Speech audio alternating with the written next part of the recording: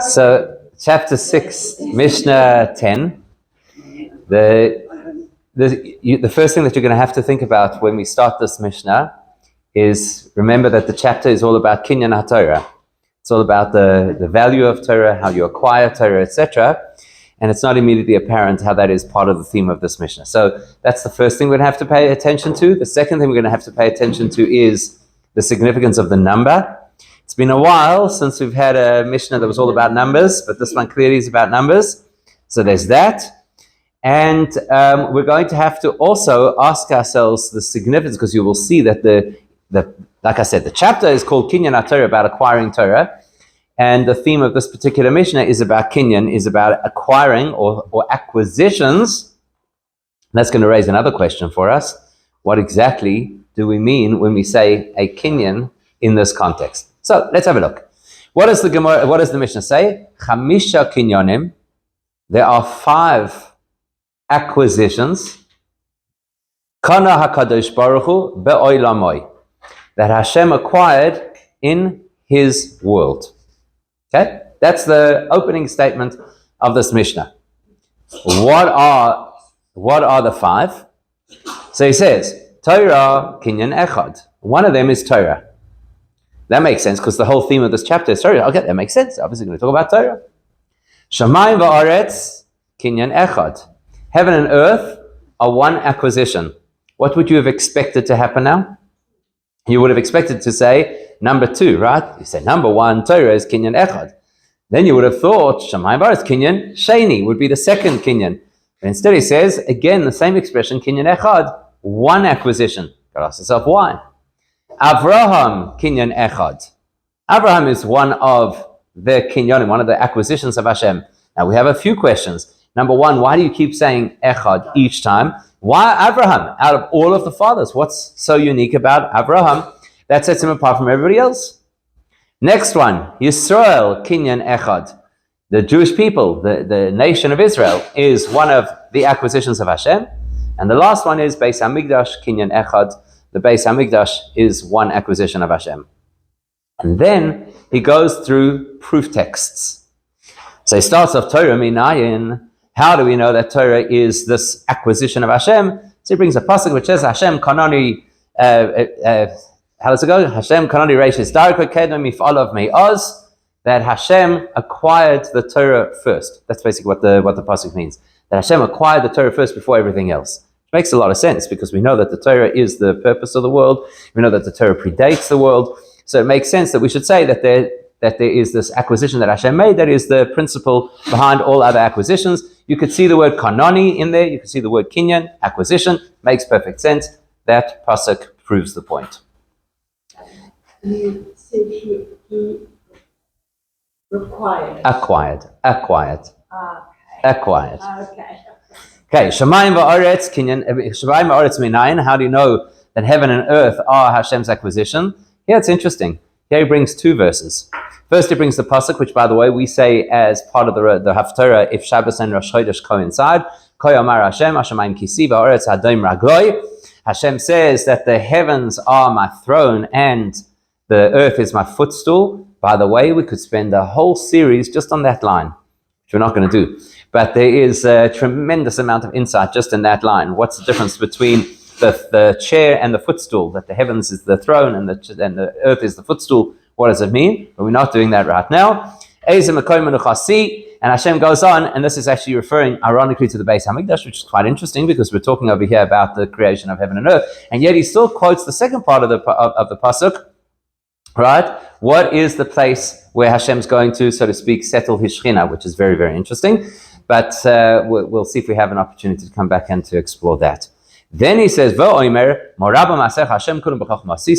how manifold, how great, how complex, how vast are your works, Hashem. All of them were made out of Hashem's wisdom.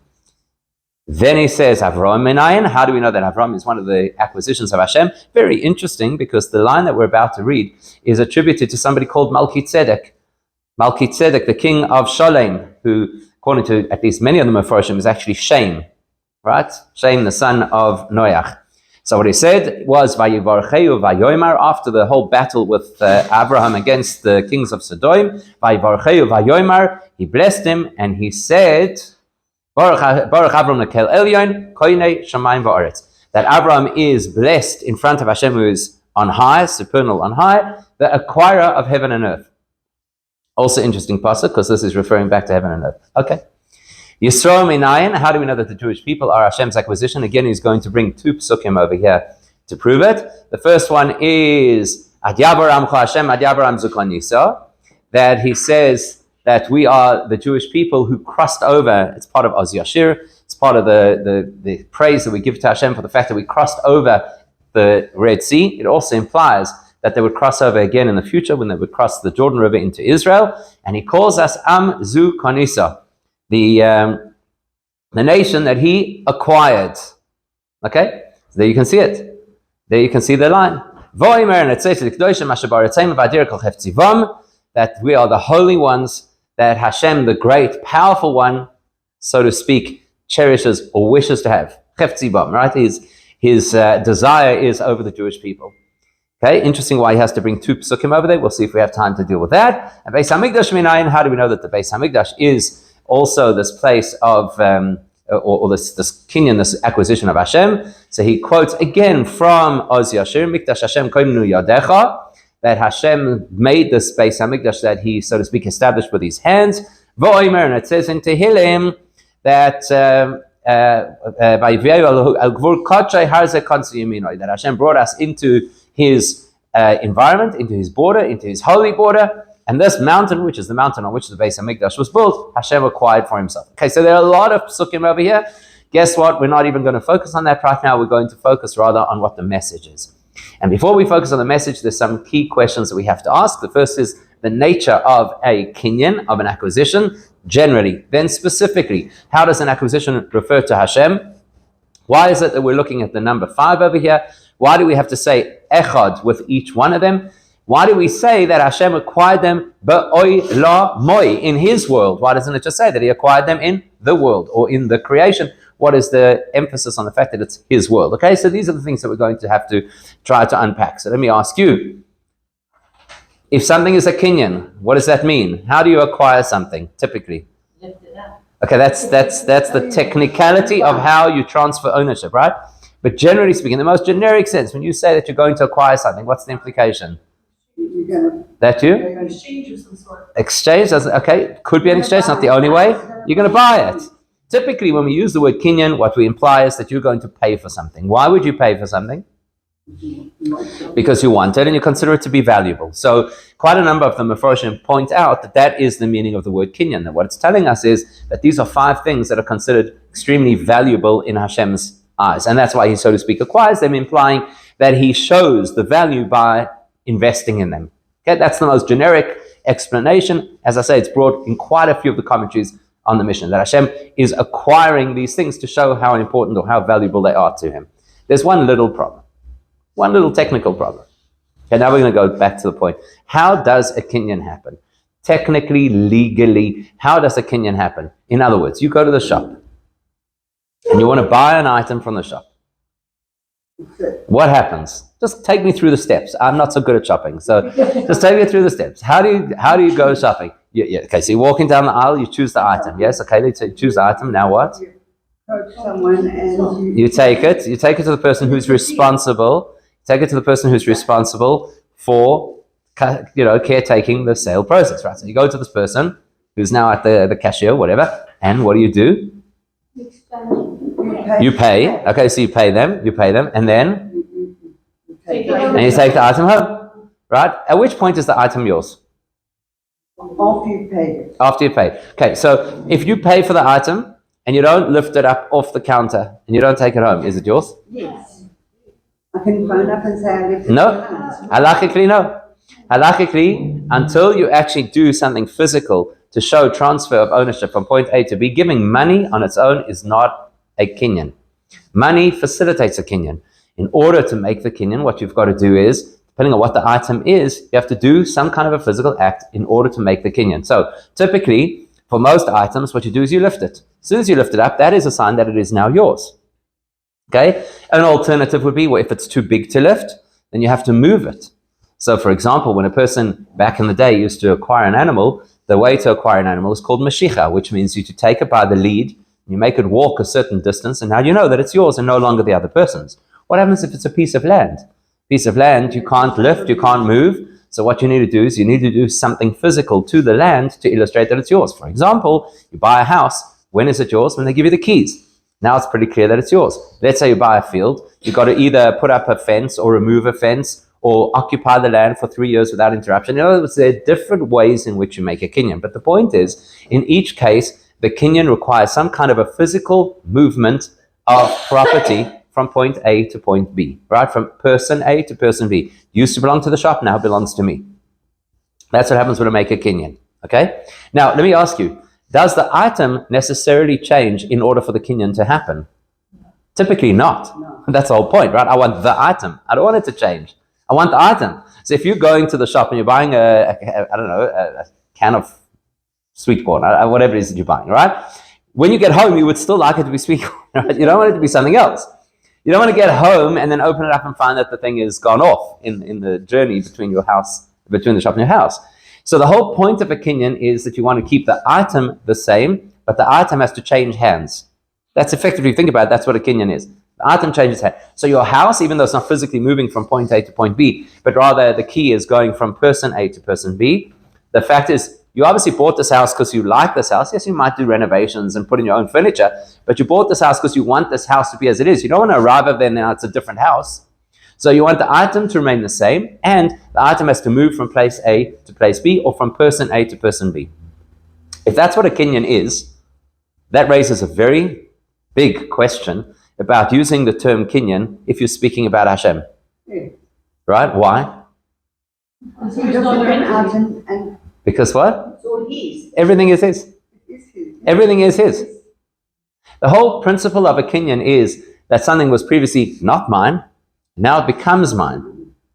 Right? But Hashem, everything belongs to Hashem. La Hashem oritzum eloya. Everything belongs to Hashem. And Hashem is everywhere. And the truth of the matter is, Einoid Malvado. There's nothing else besides Hashem.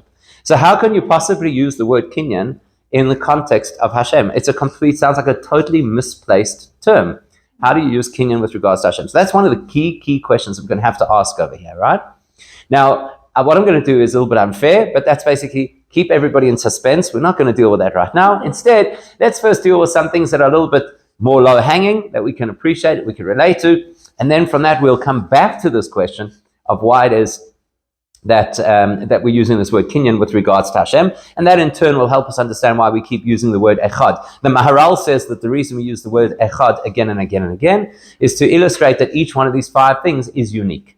It has something about it that the other 4 don't have, and so therefore in Hashem's eyes, because the principle of kinyan is something that you consider valuable, that's why you want to pay for it, and these are 5 valuable things in Hashem's eyes, the message is that each is valuable in its own very unique way, and therefore each one is echad. It's in a category of its own. That's how the Maharal explains it, but shortly we'll come to a different explanation as well. Before we get there, the number 5 is very clearly central to this particular Mishnah, and so we're going to have to try and unpack what is the relevance of the number 5, and then not just in the generic sense of what's the significance of the number 5, but more specifically, what is the link between the number 5 and this particular message, which is hopefully also going to help us to understand why this Mishnah has something to do with the greatness of Torah. The whole theme of the chapter is the greatness of Torah, and here we're suddenly saying it's the greatness of Torah and 4 other things. So where's the uniqueness of Torah? How does it fit into the theme of Kinyan Torah? So that's what I'm saying. We're going to have to look at what the five represent. Now, the truth of the matter is, if you wanted to make a list, and we did this exercise once before, if you want to make a list of things that are associated with the number 5, you will, Baruch Hashem, you'll have a nice long list.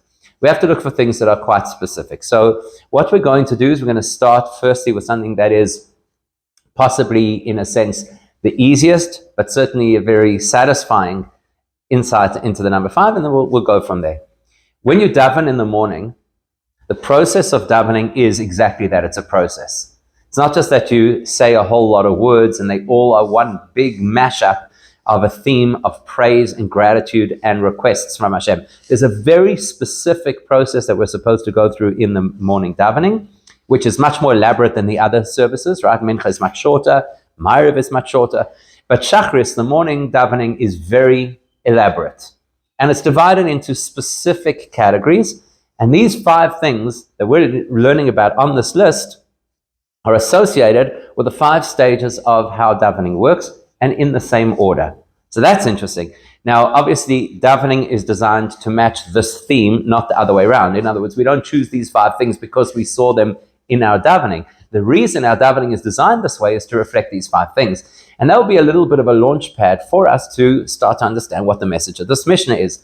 So, what's the first part of the davening? The very first part of the davening that we do is the brochas, right? The early morning brochas, as we call them, Pirkei Avos, the brochas in the morning.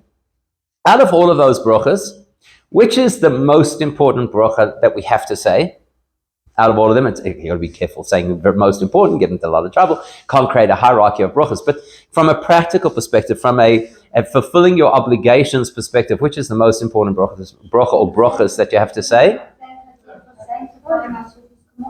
No. Birchas Torah, right? The blessings that you make over the Torah. Why? Because that is the one that is required. You cannot learn Torah until you've made the brocha over the Torah. So your whole day is effectively stuck until you get to say the brochas over the Torah.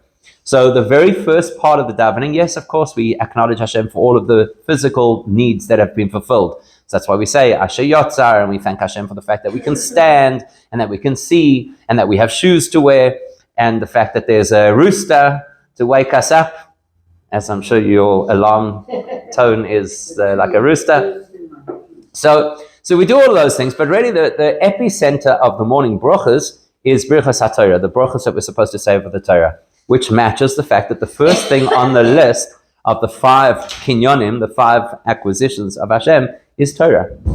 Okay, so the first thing we speak about is Torah. Therefore, the first part of how we build our process of davening, where the goal of davening, the goal of prayer is to draw closer to Hashem, is to develop a meaningful relationship with Hashem. So where does that start? It actually starts with a commitment to Torah. Nobody thinks about that. We tend often to think about prayer and Torah as 2 independent topics, and they're not. The first step to be able to get onto the wagon of davening is you have to acknowledge the Torah. That's the first thing. Okay, the next major segment of the davening is what we call Psukei de Zimra, which are sections of the davening that are all about praise of Hashem. And how do we praise Hashem? We speak about Shamayim Va'aretz. We speak about what goes on physically, about the incredible nature of our physical world, which, by the way, is alluded to in the second pasuk that the Mishnah quoted over here about heaven and earth, which is Mo Rabu Masech Hashem. Look how much, look how vast, look how complex Hashem's creation is. I was telling another group at a different shir last week, if you want to do an experiment the next time you daven, obviously when you're at school, they tell you if you're looking out the window, you're daydreaming and you need to get back and focus. But and very often if you're in the middle of davening and you start looking out the window, people will say the same thing, be focused and concentrate on your davening. But I think you could actually stop in the middle of davening and dafka look out of the window. And the reason I say that is, let's just do the experiment right now. Okay, so look out of the window. So you're looking out of the window right now, and what do you see looking out of the window? So the first thing you're going to see is trees. That's the first thing that you're going to notice. You're going to see trees. Now here's the problem. The problem is that we generically say trees. That's what we say. When we look out the window, we say trees, as if it's the most natural, normal thing. I mean, it is natural, obviously. But the most natural, normal thing to see trees. Fine. But have you ever paused to think how many different types of trees there are outside the window? Okay? Yeah, just pause and think about this. Look out the window. How many different kinds of trees are there? And suddenly you'll notice, they're not all the same. They might all be green, but they're not all the same. And while you're about it, just think a little bit beyond that, seeing as we're in that world, how many types of plants are there visible outside of this window?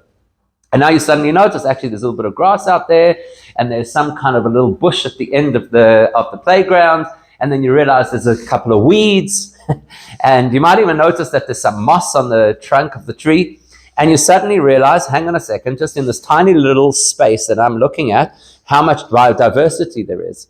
And that's without even considering for one moment how many leaves there are on each of those trees. And each of those trees, in order to deliver the nutrition that it needs from the soil to each of those leaves, what a complex system is required in order to do so. And that's just looking at trees. And then, of course, we all look out the window and we say, birds, because that's usually the next thing that you notice when you're looking at trees, birds, which is such a terribly throwaway generic line, birds, because if you stop to think how many species of birds, and this is in the city, we're not talking about going out into the bush, But here in the city, how many species of birds? Yes, we're a little bit inundated with pigeons, but if you actually pay attention, there are a whole different, like a whole diverse species of birds in our gardens. And then you think, what does it take for each of these birds to be able to survive?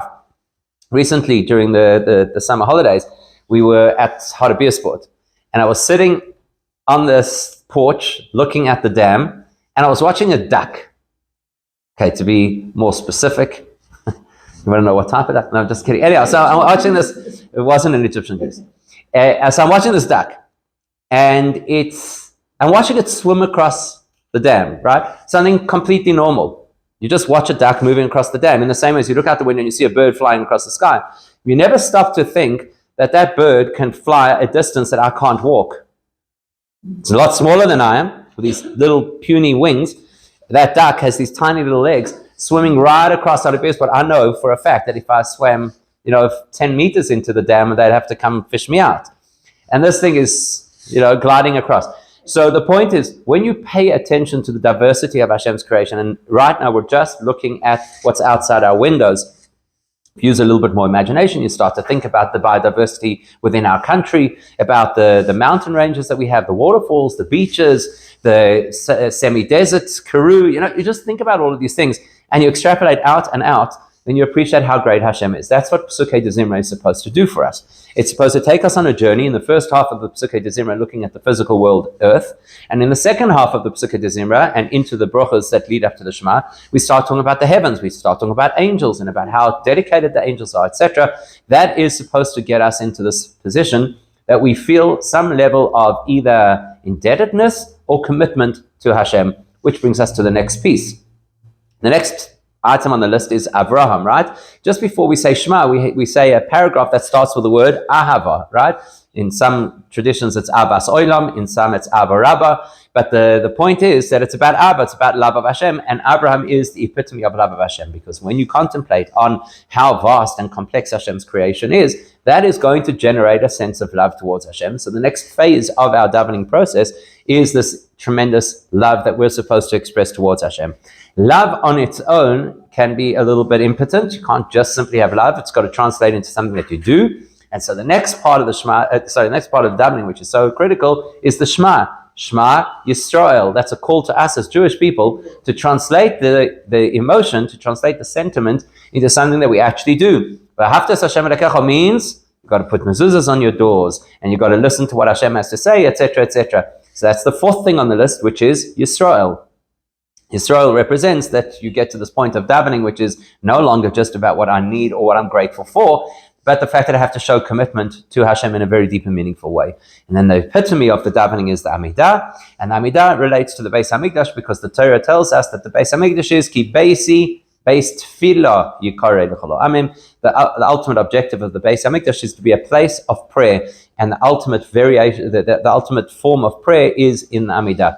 So you can see these 5 steps that we're seeing in this Mishnah are in fact telling us a template of how you draw closer to Hashem. It's exactly mapping out what it is that a person has to either focus on or experience in order to develop a meaningful connection, and therefore that's translated into our davening, which is designed to reflect this principle. There's another series of 5s which are related to this as well. I'm not going to focus on expanding each one of them. I'm going to throw it out just so you can think about them. The first is that we're told Hashem's name has 4 letters, Yud and Hey and Vav and Hey. However, the Yud is a very unusual letter because the Yud, in order for it to be kosher in a Torah scroll, when you write the Yud, at the bottom left-hand side, it has to have a tiny little, they call it the koitzoy shel Yud. That's like the thorn of a Yud. If that's missing, the Yud is not kosher. And in Jewish mysticism, we're told that there is the expressed name of Hashem, which is the 4 letters, and then there's the hidden dimension that can't even be named, which is just alluded to as this little hook on the Yud. And so these 5 levels that we're looking at now, they represent the 5 levels of, so to speak, revealed godliness, and then the 5th level, which is godliness that is so profound that you cannot necessarily see it as revealed godliness. And we're going to have to hold that thought and then plug it back in to what these 5 levels are in terms of our conversation and in terms of the Torah, which we'll get to. Because remember, the Torah has to emerge as the hero over here, because this is the chapter all about the greatness of the Torah. So that hook of the Yud must be taking us back to the Torah, as we shall see. Also, we know that our neshama has 5 levels to it. Chamisha Shemois Nikru'u La. That's what the Kabbalah tells us, right?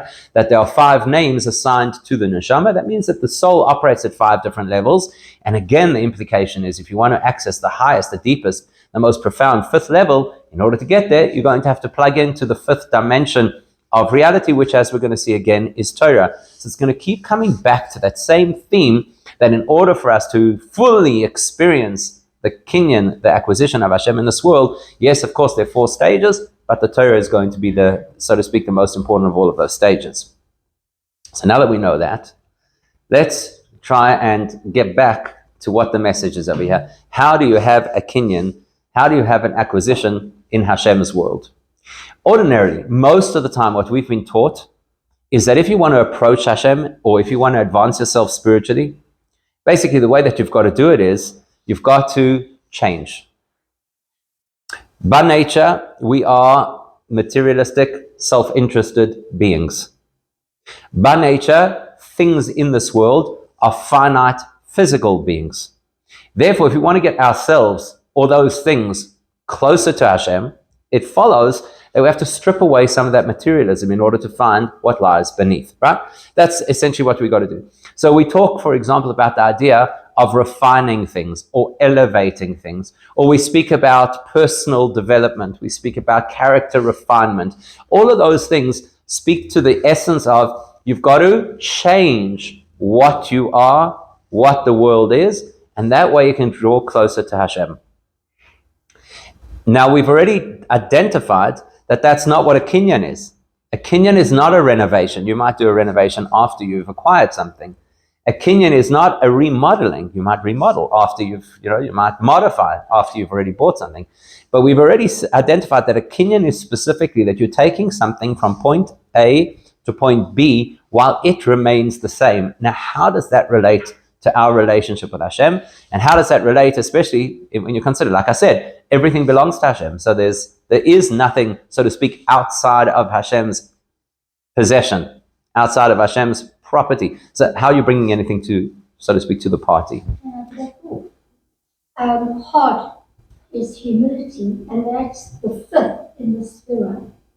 So if we nullify ourselves, then we can let Hashem in. Perfect. So what you're saying is the same principle. We have to change ourselves in order to get Hashem in. So then that's not a kinyan. If you've got to change the item, then it's not a kinyan. So in order to understand this, what we've got to understand is that there are also 4 dimensions of reality, which, by the way, we're going to see in the final Mishnah as well. This is a theme that's going to emerge again in the final Mishnah.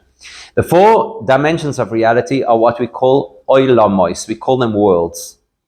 Okay, we talk about Atzilus. I don't know if everybody here is familiar with the terminology. Atzilus, Bria, Yetzira, and Asiya. Those are the 4 worlds, which incidentally also correspond to the 4 letters of Hashem's name, and also represent the 4, so to speak, lower dimensions of our own neshama.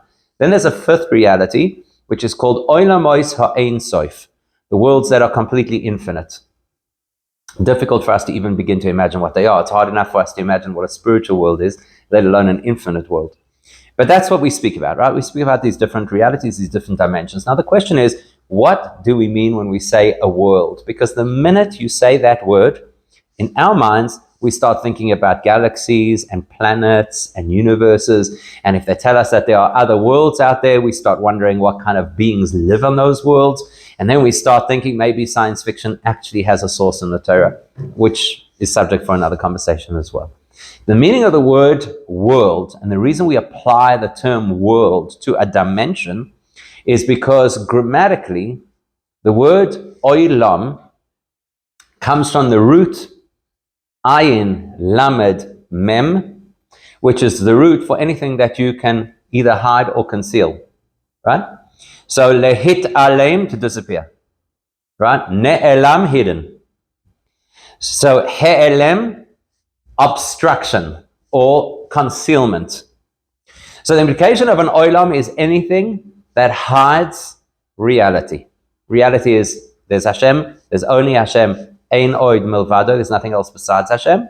Any reality that does not declare that absolutely, we call that helem. We call that concealment. Now, if you really want to dig deeply, that means even the most advanced, most spiritual reality, where the beings that live in that reality have an absolute awareness of Hashem, even that is still considered an olam. Why? Because if you can talk about beings, that implies that the truth is still hidden, because the truth is there's only Hashem. And even further than that, if we were to enter a reality where in that reality Hashem is manifest in different ways, we say that is helem, that is a concealment, because difference implies a lack of oneness, and the truth is Hashem is one. Okay, it's quite a profound concept, but the point is, every time that Hashem generates any reality that does not automatically illustrate Hashem echad, that there's only Hashem, that is some level of helem, of concealment. Now you've got to ask yourself the question, why did Hashem do that? Why does Hashem play hide and seek with us? Okay, well, I guess the clue is in the second part, right? That you've got to seek. But the question still is, why did he have to make such a good job of the helem? Why does it have to be so dark and so deep? In fact, let's take that same question from a different angle. Where is Hashem most hidden? Most hidden. Hidden. Where is Hashem most hidden? In the world. In the world's a bit generic, right? So where's Hashem most hidden? In the secular. In the human experience. Wow.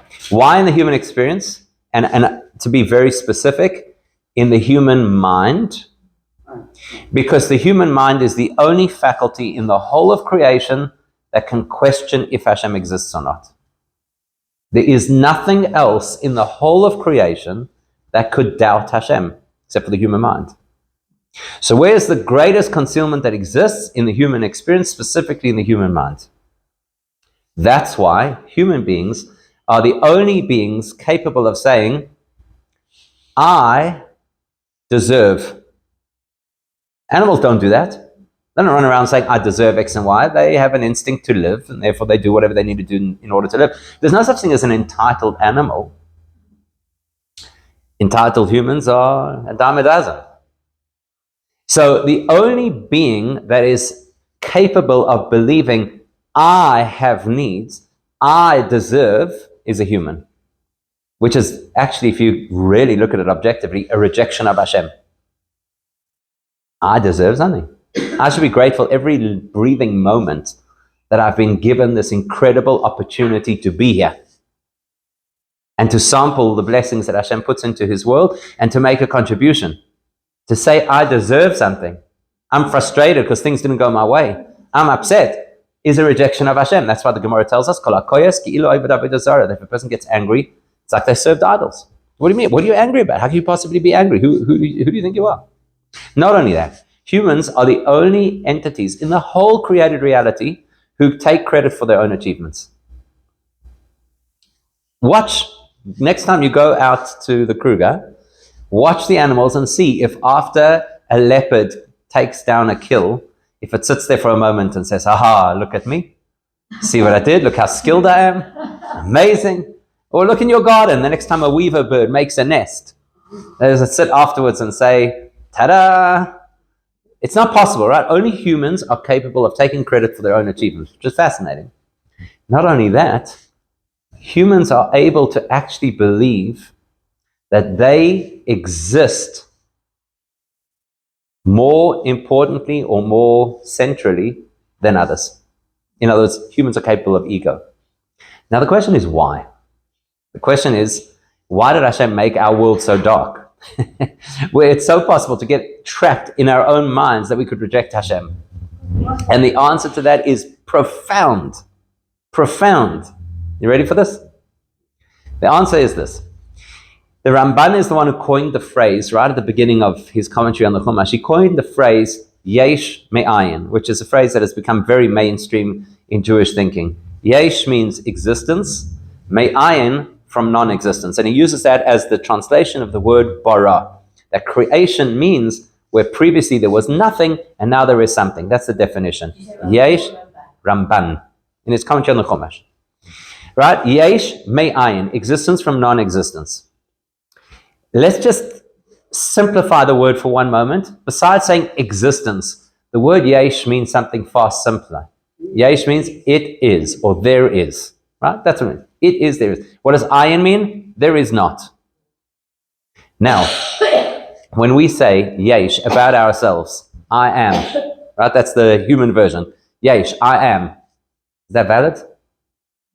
I am. Is that valid? In other words, I am implies that I am independently, that I am empirically. That's not valid. The only entity that can say I am is Hashem. The only entity that can say I am. So our yesh, our sense of self, our sense of independence, our sense of worth is only temporary, it's only contextual. I am in this room. In the next room, I am not. In fact, even in this room, somebody might be a million miles away in their own head. And I could also be not, even though I'm here in the room, right? And in 10 minutes, I won't be in the room. So the yesh, the sense of ism, the sense of self, the sense of existence that we have is a little bit delusional. There are, believe it or not, about 7,999,999,000 people in the world who don't know I exist. But I say, I am. Okay? Perspective. So what gives us this chutzpah, really, to be able to say I am? So here comes this really profound concept. We are what is called yesh hanivra. We exist because we were created. That's what gives us our validity, the fact that we were created, which means that at any time Hashem could cease that process, God forbid, and then we would no longer exist. I don't mean that the person would pass away. I mean Hashem could cease the process and we would disappear. Nobody would ever know that we had been here. Hashem, on the other hand, is called yesh ha'amiti, the true existence. The true existence, because haya, hoyve, v'yiyeh, is, was, and always will be. In every respect, in every sense, without any exclusion. Here's the profound teaching. At our core, we are plugged into Hashem. Or at our core, we are a part of Hashem. Therefore, our yesh, our sense of self, has that compelling notion to it, because deep, deep, deep down, we're actually speaking the fact that part of me is Hashem, and that part is for real. So that's what this Mishnah is telling us. Chamisha kinyonim, there are 5 things that Hashem built into the world to help us take the item as is, meaning to say the oneness of Hashem as is, which lies at the core of our being, and transfer it into Oilam Moi, his world. That the world should no longer just be Oilam, a place of concealment, but it should be Oilam Moi, a place that as it is expresses his oneness. Not by changing the world so it becomes less physical and only then can it express his oneness. Not by superimposing this tremendous amount of divine energy into our world and only then would it express oneness, but to take it as it is, because that's what a kinyan is. You take the item as it is and unpack what lies at its core so that you recognize what appears to be oilam, what appears to be a barrier to godliness, is only because I'm looking at it superficially. When I look at it deeply, I discover that it is all an expression of Hashem. Every part of the world is echad. It is an expression of Hashem's oneness. So where do I start with Torah? Torah is kinyan echad. The purpose of Torah is to make a kinyan, a transfer of echad, where the oneness of Hashem that is previously unknown to the world should be known to the world. That's exactly what the Torah does. The goal of Torah is to illustrate Hashem's oneness in every facet of the world. That's why Torah addresses every facet of our lives. It tells us what we have to do, how we're supposed to think, what the history of the world is, all from a perspective of illustrating the oneness of Hashem. When you do that, then you realize that Shamayim va'aretz, that heaven and earth, as we well know, the Torah tells us that Hashem created heaven and earth, and the Torah says, Yom HaShishi, that it was on the 6th day of creation that everything was fulfilled. Says the Gemara in Shabbos, what does Hashishi mean? the world would not be stable until the 6th Hashishi, the 6th of Sivan, when the Jews would accept the Torah, and then the world would be able to be stable, would have a purpose. Until the Torah enters, the world has no purpose. It hasn't yet recognized its echad, and so it's not yet a viable reality. And that's why King David says in Tehillim, Eretz Yara'ah v'shakata, that the earth was afraid and then it settled down. It was afraid that the Jews might not accept the Torah. When they did, Shakata was the first time in 2,448 years of history that the earth could feel it's going to be sustainable, because there is now echad. There's oneness coming through in the earth. Who started that journey? Abraham. Abraham started the journey because he, as the Rambam uses the expression, that he was this great light that illuminated the world, and therefore he brought this tremendous awareness of Hashem. Abraham is the first person who goes around literally to human beings explaining to them Hashem Echad, that the oneness of Hashem is part and parcel of our world. And that's why it says that Vayikra Sham B'Shem Hashem Kael Oilam, right? That's what it says about Abraham. Abraham called out there in the name of Hashem, God world. He doesn't say Kael Ha-Oilam, God of the world, but rather Kael Oilam, God world. The world is godly. The world is Echad. Abraham starts that journey. As a result of which, his descendants become the Jewish nation, Yisrael. That's the next Kenyan. Yisrael's job is to go out there into the world and to teach the entire world, not just like Abraham did, where he had this small sphere of influence because he was one person, but like the Gemara Pesachim tells us, that the only reason Hashem scattered the Jews throughout the whole world is that we should attract converts, which basically doesn't mean only people who convert to Judaism, but people who convert to awareness of the fact that Hashem Echad, that Hashem is one. By the way, that's why he brings two Pesukim when he speaks about the Jewish people. The first is to speak about our greatness, Ad Yabaram Hashem, and the second is to speak about our influence on the world, that we would go out there and would bring Hashem's godliness to the world. When all of that is achieved, then Hashem is manifest in the world in the most revealed way. Where does that occur? In the Beis HaMikdash. So the Beis HaMikdash is the culmination of this entire process, which is not a process of recalibrating the world so it becomes something different. Rather, it is a process of unveiling the world so you recognize what it always was.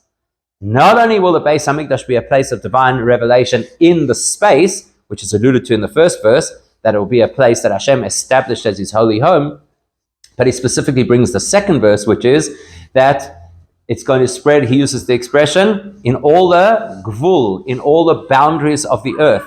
Unlike the Beis HaMikdash that we had in the past, where the location was holy, and you had to go to the location in order to experience the divine revelation, when Moshiach comes, that divine revelation will not be limited to the Beis HaMikdash because it will be revealed throughout the whole world. So that's what this Mishnah is telling us. The Mishnah is telling us that the Kinyan, what Hashem wanted to achieve with all of creation, is that we should be able to move creation into its real state, which is divine revelation. The only way to do that is through Torah. That's why this is all speaking about the greatness of Torah, not only because Torah is the first thing on the list, but because that is the theme of this chapter, the greatness of Torah. Why Torah? Well, we just read this past Shabbos, we read about the giving of the Torah, and we saw that two things happened. Vayered Hashem al Har Sinai. Hashem came down onto the mountain. Or Moshe Allah el Ha'elokim. And Moshe goes up to Hashem, which is actually described in this week's parasha. And the Medrash says, on that, says it's like a mashal of a country. I guess the easiest for us to relate to would be like the Berlin Wall. So the Medrash says that there was this decree that the Elyonim lo yalu letachtonim, but tachtonim lo yalu le'elyonim. In the same way as there was this piece of geography where people could not cross this barrier, before the Torah was given, the higher reality could not enter our world, and our world could not attach to the higher reality. And that's what the Torah achieves.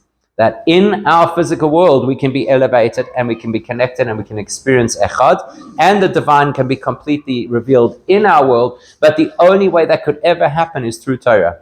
So Torah is that hook. It's that piece of the Yud of Hashem's name. It is the highest level. It's the fifth dimension. It's that which transcends everything else because it allows us to expose godliness even inside the physical world, which ultimately is the real purpose of Torah, not just to fill us with knowledge, not just to guide us how to be Jewish people, but to fundamentally reveal the essence of the world, the kinyan, that the world is Hashem's treasured item, even though it doesn't appear that way to us. Learn enough Torah, and it will start to look the way that it should. Thank you.